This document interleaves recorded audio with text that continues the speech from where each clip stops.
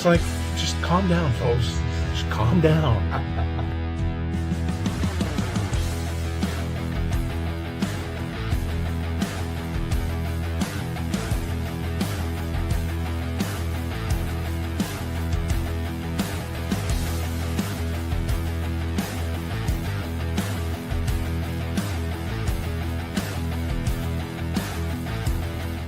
Hi, everybody. It's the Best Boys Center Ice podcast. I'm Barry Besse, and along with me in a second will be my son, Carson. Carson is the real expert. I've been watching hockey and have been a part of hockey for all my life, and he is by far the best hockey analyst I've ever seen or heard. And when we were playing that intro video, we did that intro video, about last year or the year before? Yeah. Yeah. It was during the playoffs a couple of years ago. And it just reminds me that today is opening day of Major League Baseball. So the Diamondbacks. Happy opening day to those who celebrate. Happy opening day. I've gotten into a couple of fantasy baseball Leagues. teams on Yahoo. So we'll see but anyways, baseball started, but it doesn't compare to what we got going on right now. And that's the last few games of the NHL regular season. This is what we do. Our podcast is the Best Boys Center Ice podcast. We've been doing it for about 3 seasons now. We look at our favorite teams. And again, I'm going over stuff that maybe you already know. Carson likes and cheers for the Pittsburgh Penguins, and I cheer for the Edmonton Oilers. So we give kind of a view of what we think how our teams did the week of, and what looks ahead. And then we look at the NHL. And right now, where everybody is focused on is the run to the playoffs. And we'll get into that. We'll get into the Penguins. We'll get into the Oilers. But the one thing I do want to start out with, and we've been on the bugging this team forever, the New York Rangers are officially eliminated from the NHL playoffs for the second year in a row. Yeah, I'm 2 years shocked. in a row. They're 2 years out, or 3 years out of being President's Trophy. I think 3 years, right? Yeah, 3 years seasons. out of being President's Trophy winners. And they are 2 years now not even going to make the playoffs. And it's them and Vancouver so far that have been eliminated from the playoffs. Yeah, I mean, disappointing that they got out that early. There's 10 plus games left, and they're done. I'm shocked. I'm very shocked. And the only 2 teams that have clinched, Dallas and Colorado. I'm kind of surprised in a little way that there's not more teams that are clinching right now, but it's so tight outside of Colorado and Dallas in the West, and the East is so tight. Yeah, it's going to go right. That's insane. The East is crazy. The East is going to be crazy. Yeah, but yeah, that's disappointing. For Ranger fans, I mean, that sucks. I mean, they were supposed to be a pretty decent team this year, and they just did not have a good year. I mean, time to hit the reset button, and they've got good goaltending. Yeah, they do. They got 2 good goalies, but I mean, they had a bad season. They just had from top to bottom just an awful season. I mean, it was not good. The JT Miller experiment, I don't think has worked. No. Zibanejad, I think I don't know if he's a free agent or not, but he's probably gone. They're in a tough spot. They're going to have to rebuild from the ground up. But we'll kind of take a look at the playoffs as well. Well, since we're talking the NHL, let's just start with the NHL let's do it. Since that's what we're 10. Well, I know as far as the Oilers are concerned, there's 10 games left, and I think everybody's pretty much around 10 games left. Yeah. In the regular season, and still, last week we looked at what the playoff matchups would be at that point. And right now, I'm going to take, for example, the weakest division, the Pacific. And there's no doubt the Pacific Division is the weakest. In fact, there was a stat that said the Pacific Division teams wouldn't even make the playoffs in the East. Yeah. None of them, not even Anaheim. All of them. So, when you've got Anaheim, who's 5 points ahead of the Oilers are a point up on Vegas. And then you got, LA still looking. Seattle still could get in the Pacific, and then the wild card stuff is just even crazier. Utah, Nashville. There's so many teams that still have a legitimate chance of making the playoffs. I think they were talking about, Utah wants to, of course, stay away from either playing. They want to play the Pacific. in the wild card. They want to play a Pacific team. I think everybody's gunning to play a Pacific team in the first round, Yeah. like the wild card teams. I know we've talked about this before, but is is it going to be just the Central Division, Colorado, Dallas, all the way, one of the two, and then the Pacific Division I just kind of mean, falls back? the crazy the part about it is that those central teams are going to wipe each other out Yeah, just with the way the bracket is. So you're probably most likely going to have a central team playing the Pacific team in the conference. I don't know. I mean, again, regular season matters, but it doesn't matter. It just matters to get you in the playoffs. It yeah, matters how you play in the playoffs. These teams in the Pacific that aren't playing that well could be turning it around when the playoffs start. You never know. I mean, there's so much to be decided, of course, right now because the Vegas has fallen off a lot. Uh, Luckily, they've got a bit of a buffer between them and LA, but that's kind of close. I mean, if LA wins mhm, their next game, they're 2 points back. So it's really not decided what's going to happen. But I mean, yeah, I think you're happy playing any team as far as you make it in. But I mean, if you can bypass having to play the Avalanche, I think mhm. you're probably happy. Yeah, and like the Oilers have Vegas twice in the next week. They play them Yeah. in Vegas tonight, and then next week at home. So they got Vegas a couple more times. They've got Anaheim coming up. They've got a lot of division games. I think I read that the Oilers have the seventh easiest Yeah. schedule in the Schedule. last 10 games. So, you know, it's all up for grabs. Like they haven't won a Pacific Division a division title when it used to be the old Smythe Division since 1987. I Yeah. think was the last time that they won, which is really kind of odd to me, especially these past few years. But does it really matter to win a division?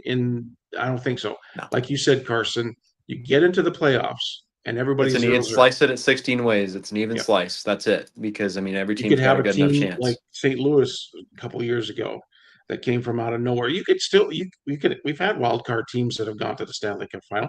Didn't Florida in the first Yeah, year they got Florida to the did it Stanley in Cup final was 23. They a were the yeah. second. They were the second wild card, and they Second made it to wild the card. So finals. it can happen. You just got to get into the You just playoffs. And once I go a little bit deeper into the Oilers, I'll kind of talk a little bit more about that. There's, with this time of the year, the Oilers are facing it with injuries with Leon Draisaitl. Thomas Chabot, the defenseman for Ottawa, is out to the rest of the regular season hmm and possibly the first month of the He's playoffs. going to miss the first round, most likely. He had surgery on a broken arm. hmm So that's a tough That's blow a for bad Ottawa. break for Ottawa because Ottawa's a team that is one of the teams Yeah, scraping for a spot. And I mean, that's gonna attest to it, their youth because their yeah, youth are going to be taking up that defensive core. mhm, Where the Penguins are actually playing them right now, so I saw a little bit of that already in the mhm, beginning of the game. But yeah, it's going to be tough for Ottawa. But I mean, that's a team that probably can withstand it with how they've been playing. yeah.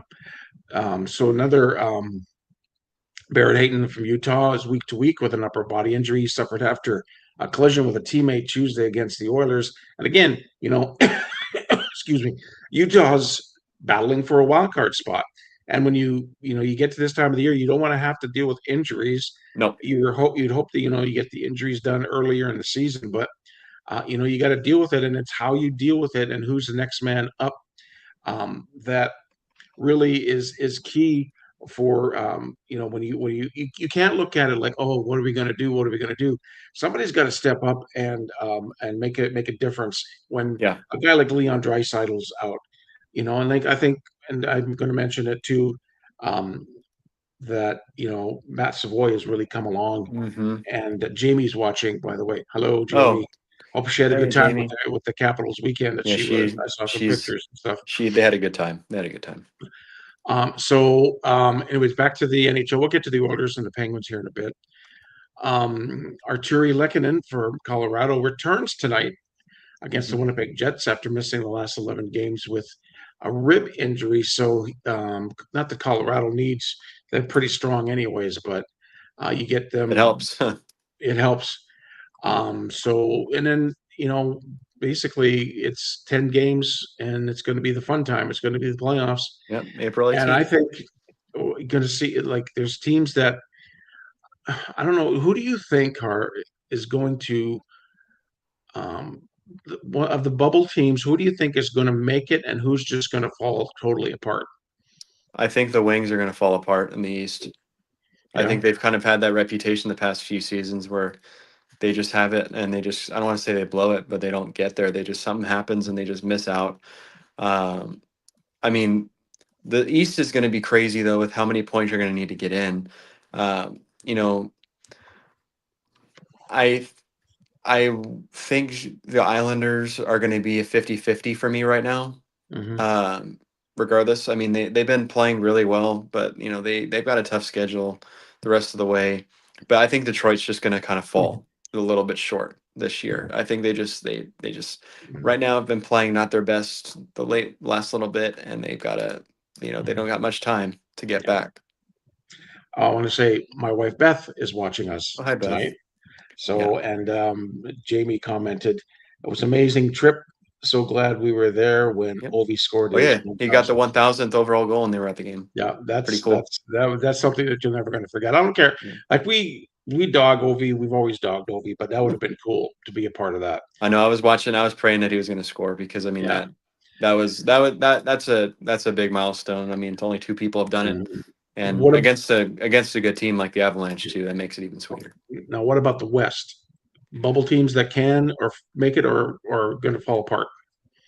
Um, I mean, pretty much. I think the only teams that are really going to be going for it right now. I I think LA is going to miss. I think they've kind of had up and down too much, Hmm. too inconsistent. I think Seattle could do something and make it in Yeah, somehow. I mean, they've got if they win their next game, they're 3 points back of the Predators. Uh, I mean, again, the ball is in their court. If the Preds hmm, just keep winning, they're going to be in. yeah, That's the thing. So the thing is at this point of the season, for the teams that are in, like the wild card spots or the bottom of their division that are able to squeak like the top three spots, if they just keep winning, they're in. yeah, You're playing catch up if you're behind. So as long as like the teams like Nashville in the West, or you go to the East, you look at Ottawa, Boston. Okay, even the Islanders, I know they're the cut, but as long as those teams keep winning, they're in.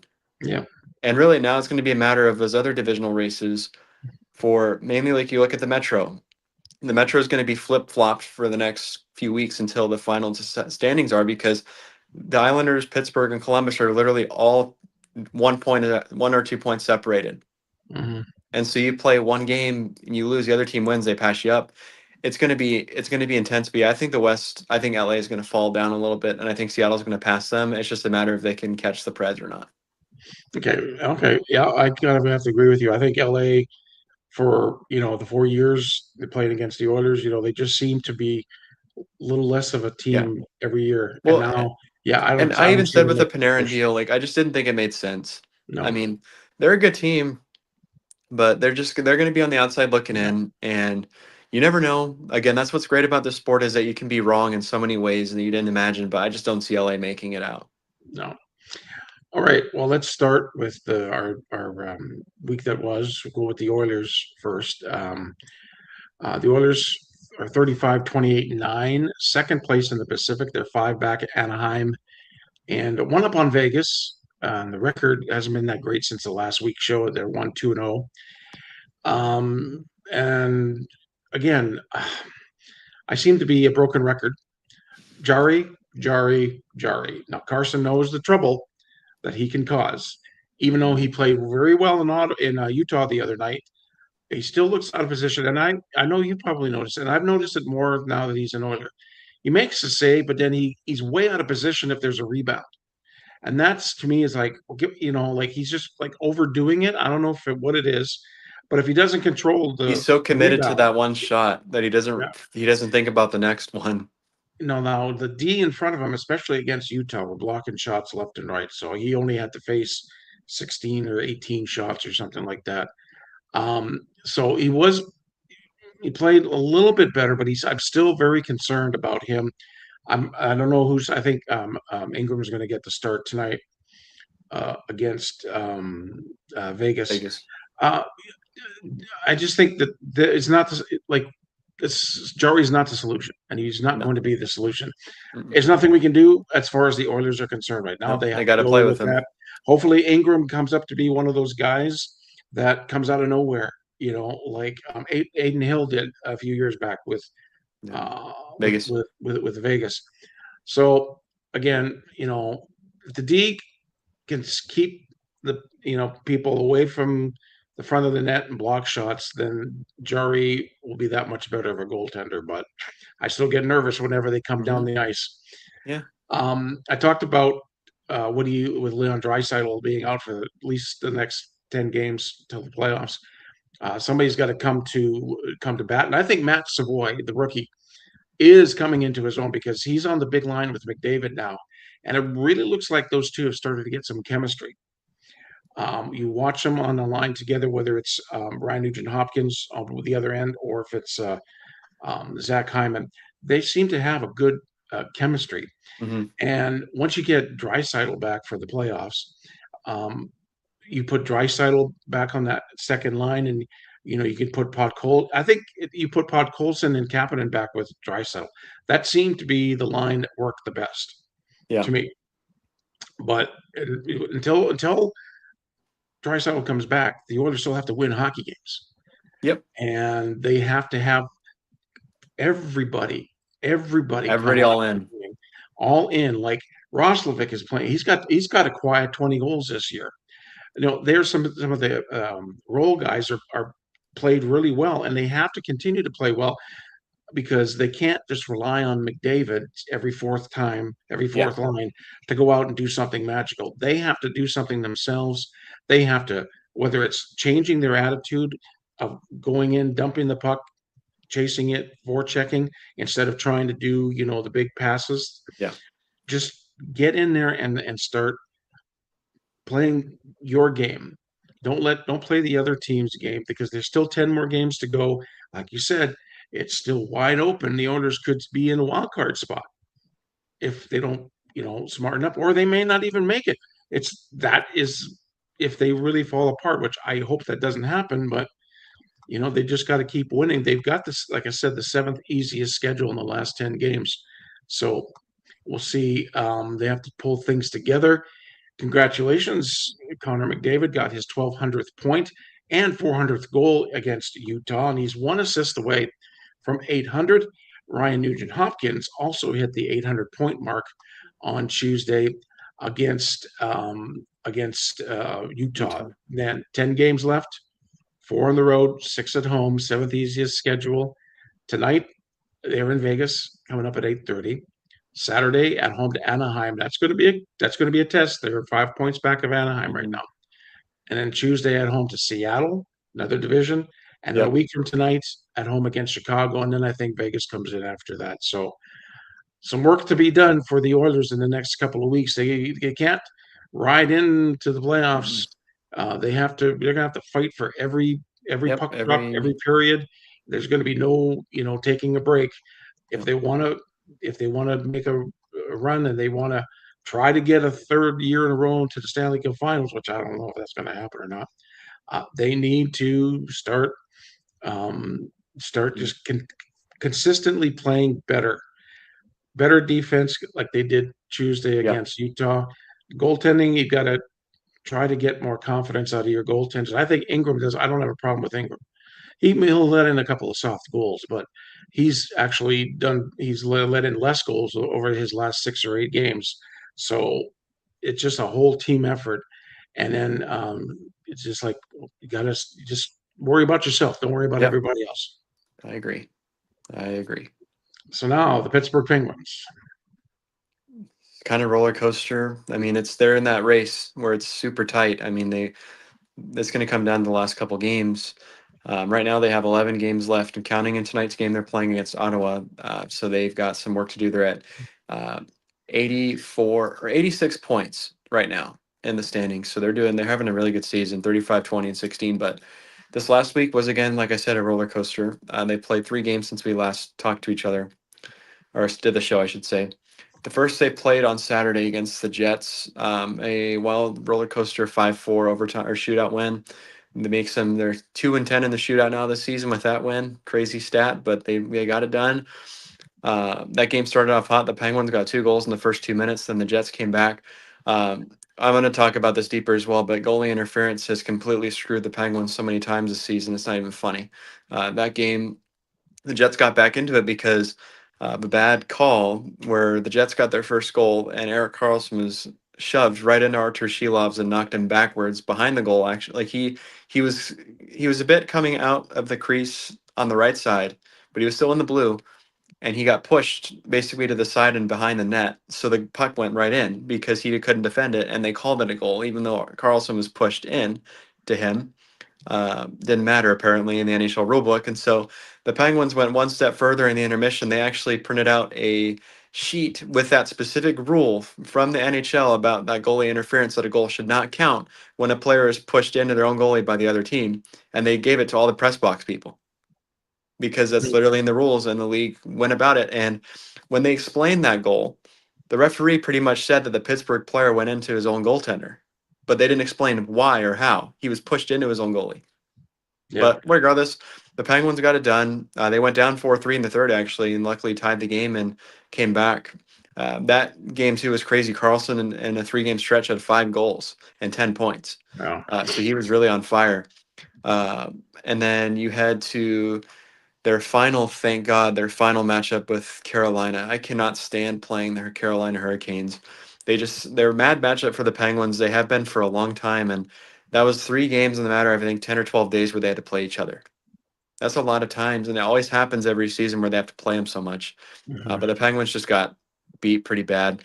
I mean, same kind of story previously. The Penguins didn't play good, but same thing. The referees were blowing everything down because Rod Brindamore was going crazy on the bench, and the Canes were flopping around whenever they were getting touched. It is what it is. They know how to do it, and they got it done. They won their game. They got 3 power play goals. They deserved it. And then they played another game against the Avalanche. So, like I said last week, the Penguins have pretty much got the schedule this month where they're playing the same teams over and over again, and they get beat 6-2 by the Avalanche on Tuesday. They played a pretty good game, honestly. I think they played well. Shelov's had a rough start. He led in 4 goals in the first period, but then the second period, the Penguins got a goal, and same thing like I mentioned a few minutes ago, goalie interference screwed them again. They I showed you that photo of Justin Brazeau's Mhm. outside of the blue paint, and he gets pushed into him by Javon Taves. Squidward falls down, Brazeau sweeps it in. Thought it was a goal. It should have been because he wasn't in the crease and he got pushed in, and it was somehow deemed goalie interference. So you got Dan Muse on the bench losing his mind because we don't understand how these calls are happening like that, where they're they're missing obvious goalie interference penalties, or not penalties, but missed calls. But then they're calling ones that shouldn't be. And Yeah. you got the video review, you can see it. You got eyes. You're watching it on the iPad. You're watching it on the TV. You can see that he's outside. But regardless, that changed momentum in the game. The Penguins were playing really well, pushing Avalanche in the second period, but they end up losing 6-2. Just a rough night. And then now they're in a battle right now with the Ottawa Senators that's tied at 1 after the first period. Mhm. That's a big game right now because the Senators are the last wild card spot. The Penguins are in a metropolitan spot. But with the Islanders playing and the Jackets playing, the Penguins can be out of the spot if they lose in regulation tonight.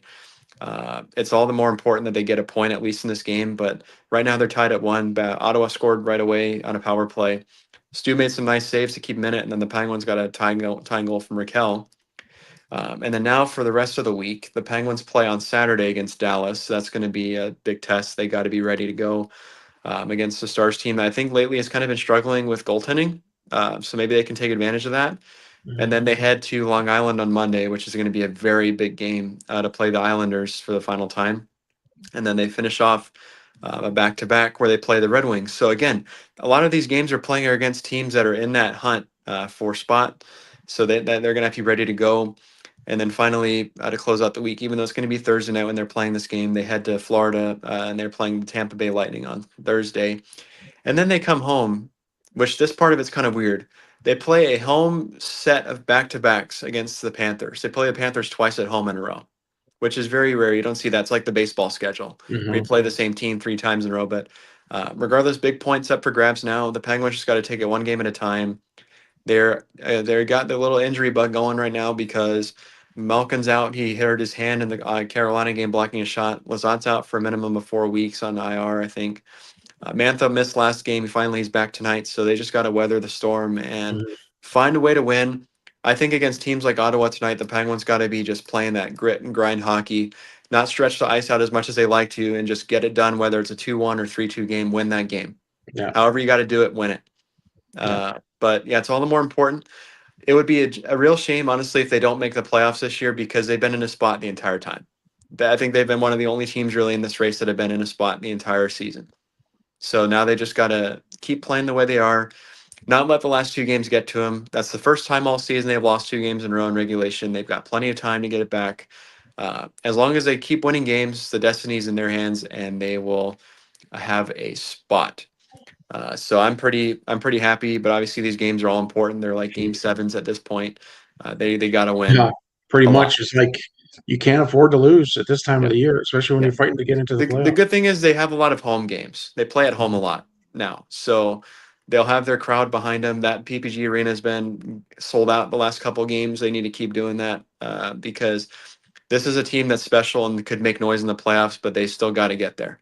Yeah. So it's just a matter of getting them there, however you can, supporting them, screaming, whatever they can do in the crowd, and the Penguins on the ice. Kind of keep doing for the most part what they have been, which is putting the puck in the net and winning these hockey games. Yeah. It's as simple as that. You got to just win, and you win to get in. To Win at all straight. costs. Win however you got to win. Do it. Yeah, like it's time for a gut check and see what Well, your team is really made of. thank God they got the experience in that locker room. The guys that know how to. Yep. All right, so that's gonna wrap things up for our the Best Boys Center Ice podcast. You can get the replay on Facebook as well as our YouTube channel, Best Boys Center Ice podcast. We love for you to subscribe. You can follow us both on TikTok. We will talk about our teams and do post game afterwards. Yep. We're here every Thursday night live, and we like to thank again Jamie and Beth for joining us and watching us tonight. You can join us too. We'd love to hear your views. Maybe I know we have a couple of guys that are Rangers fans out there. What do you think about the Rangers?